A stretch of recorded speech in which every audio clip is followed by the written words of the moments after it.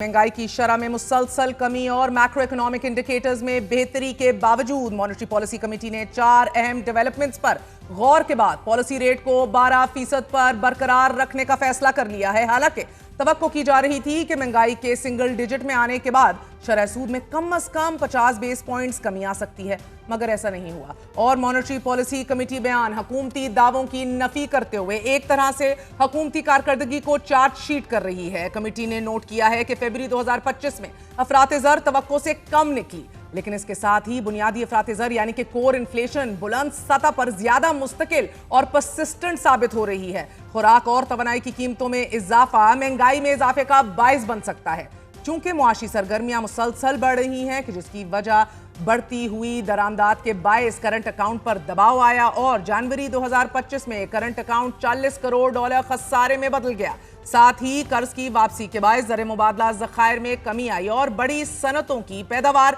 घट गई। बयान में यह मजीद कहा गया है कि आलमी मुआशी महाज पर टैरिफ में इजाफे की वजह से गैर यकीनी कैफियत बढ़ गई है, जिसकी वजह से आलमी मुआशी नमू, तिजारत और इजनास की कीमतें मुतासिर हो सकती हैं। मार्केट पर नजर रखने वाले माहिरीन के मुताबिक तवक्कुआत के बरअक्स पॉलिसी रेट को बरकरार रखने की एक वजह IMF जायजा वक्त का हुकूमत पाकिस्तान के साथ मुज़ाकराती अमल भी हो सकता है, जिसमें हुकूमत को इस वक्त कुछ मुश्किलात का सामना है। आज IMF और पाकिस्तान के दरमियान मुज़ाकराती अमल का दूसरा मरहला जारी रहा। वजारत खजाना, FDR और वजारत तवानाई की जानिब से गुज़िश्ता हफ्ते IMF को पेश की गई कारकर्दगी रिपोर्ट पर रद्द अमल दिया गया।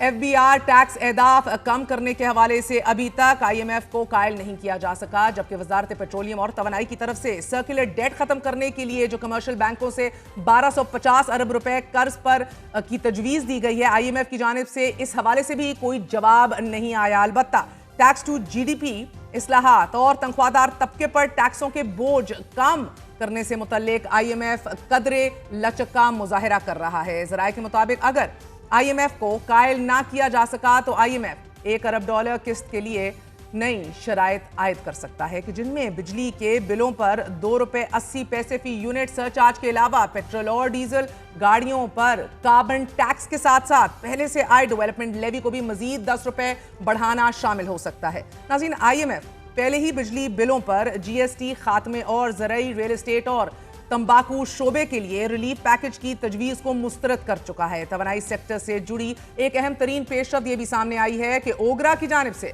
ऑयल मार्केटिंग कंपनीज का रिफाइनरी कोटा खत्म किए जाने के बाद उम्मीद की जा रही है कि पेट्रोल की कीमत में ₹12 जबकि डीजल की कीमत में ₹8 फी लीटर कमी हो सकती है। अलबत्ता oil marketing association of Pakistan ने इस नए कानून को मुस्तरद करते हुए ये कहा है कि रिफाइनरीज और ऑयल मार्केटिंग कंपनियों के दरमियान सेल्स परचेस एग्रीमेंट में इस शिक्का शामिल किया जाना गैर मुनसिफाना है और इससे ऑयल मार्केटिंग कंपनीज के लिए मजीद माली बहरान पैदा हो सकता है और मजमूई तेल की सप्लाई चेन जो है वो भी मुतासिर हो सकती है।